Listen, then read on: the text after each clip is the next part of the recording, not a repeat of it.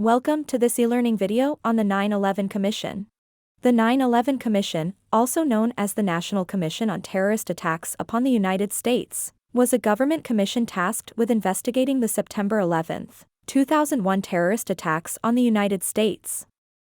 The attacks, which killed nearly 3,000 people and caused billions of dollars in damage, were perpetrated by the Islamic extremist group Al-Qaeda and are considered the worst terrorist attack in world history.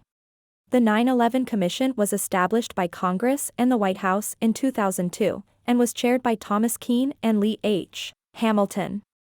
The commission was made up of 5 Democrats and 5 Republicans, and was intended to be a bipartisan investigation into the attacks.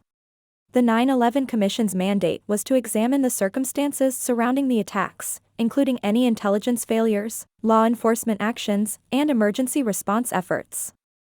The Commission also sought to identify any lessons that could be learned from the attacks and make recommendations for improving the country's security and preventing future terrorist attacks.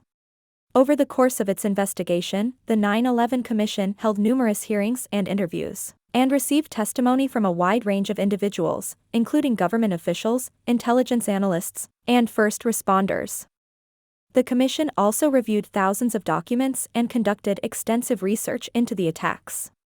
In 2004, the 9/11 Commission released its final report, which contained a detailed account of the attacks and their aftermath, as well as a series of recommendations for improving the country's security. The report was widely praised for its thoroughness and its clear, concise writing style. Some of the key findings and recommendations of the 9/11 Commission included: the attacks were carried out by Al-Qaeda, a terrorist group led by Osama bin Laden. The attacks were the result of a failure of imagination and a lack of coordination among government agencies. The government needed to improve its intelligence gathering and analysis capabilities, and better integrate and share information among agencies.